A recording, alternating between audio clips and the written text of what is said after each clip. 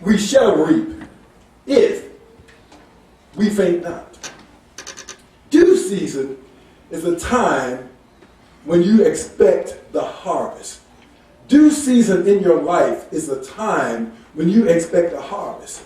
Don't get upset or worried about you doing good and people don't do good in return to you. You just got to keep on keeping on anyhow. Am I right about it? Right. You got to press your way. You got to pray anyhow. You got to believe the Lord is going to bring you out, and He's going to bring you the reward that you deserve. But you got to keep on in spite of. Because it says that in due season ye shall reap. But the other part of it is if you faint not. If you faint not. So don't kill your due season. Well, my God. My thought to you, don't kill your due season. I was looking in the Gospel of St. Luke chapter 13.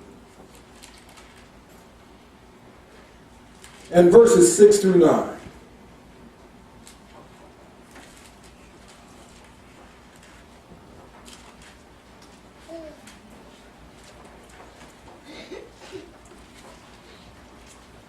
And he spake this parable. A certain man had a fig tree planted in his vineyard.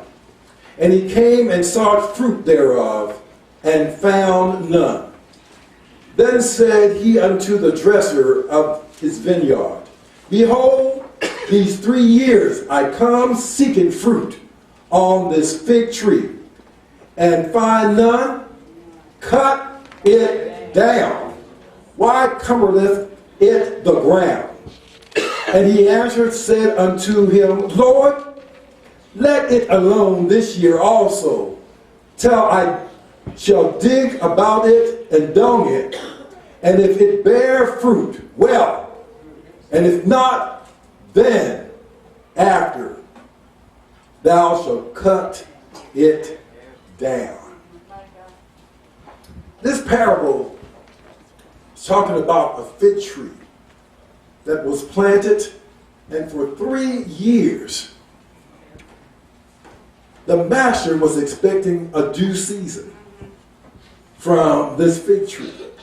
In other words, he was expecting to get figs from the fig tree. So he'd come for 3 years, and each year when he came, he got nothing. So he said to the dresser of the vineyard, he said, I've come here 3 years, and this fig tree is not doing very good. Let's just cut it down. It's just taking up space. It's wasting our time. What good is it? If it's a fig tree, I want some figs. All right. And since it's not producing any figs and it's due time, cut it down. My God, my God. The dresser said, well, give it 1 more year.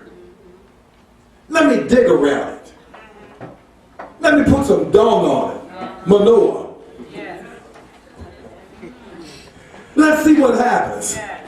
And I say unto you today, some of you might be killing your due season. And you need to have the master to dig around you and put something that's refreshing all around you so that you can get some nourishment that you might be able to produce a harvest. Maybe this is year 4 for you and you've already gone 3 years and nothing has happened, but don't kill the harvest. Don't kill your due season. It's about time that you got up and did something yourself as well. How many of you are praying like you used to pray? How many of you are fasting like you know you should fast? How many of you in your word like you need to be in your word? And sometimes you have to have some things cut off in order to be able to produce. What do I need to cut off? Glad you asked. Don't kill your due season. I say so many times, and I'm going to say it to St. Matthew's also. I said to you like, sometimes you need to cut off that television.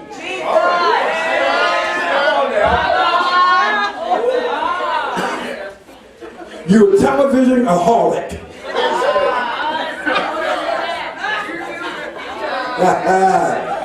I know that wouldn't go too well because some of you left it on when you left home.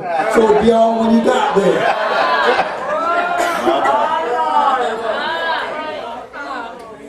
You need to take some of that TV time and make it God's time.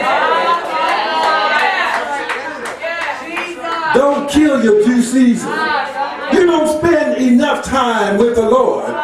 The song says, take time to be holy. Speak off with the Lord. Spend much time in secret with Jesus alone. You need to cut off some of those friends that don't mean you any good. Because everybody got somebody that's just a lich on them and attacking them and sucking out the life in them and always a down spirit and never nothing encouraging and killing your spirit. You cut them loose.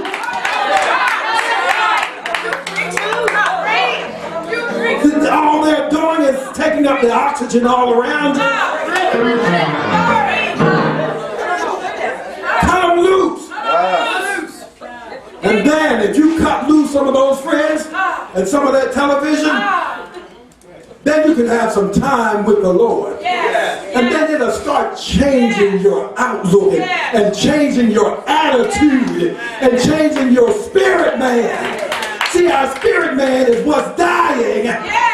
And unless we put some dong around it,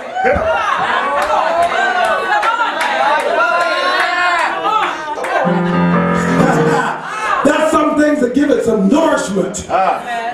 Prayer life. We have a hard time getting people come to pray. Prayer night, folk are always busy.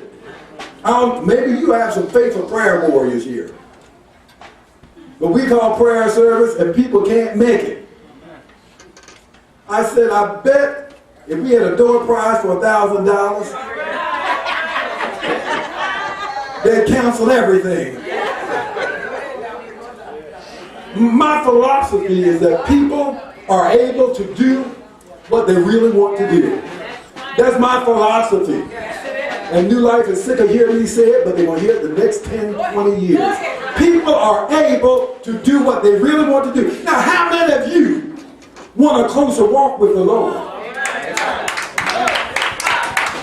What is your hold up? You did run well. Who hindered you? You used to do better. What happened? You used to have a press. Where is it? And stop putting everything on the devil. The devil didn't make you do it. You did it yourself. Because you wanted to. He's not responsible for all your shortcomings. Because God gives us a free will. And he said, choose ye this day whom ye shall serve. And if you're going to serve him. I decided to make Jesus my choice. And it's so personal. You want all of your household, all of your loved ones, all of your family to make that same decision, but it's a personal one.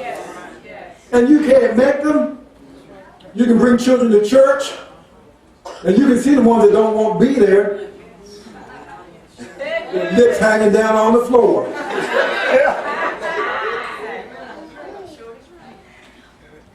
They're the same ones that don't want to be in school.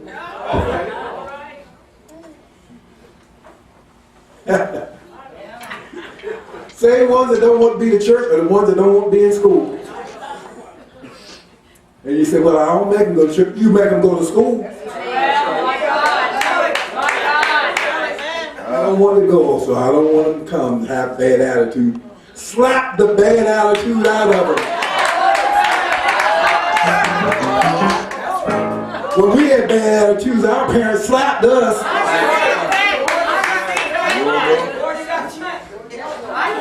And that attitude straightened right up.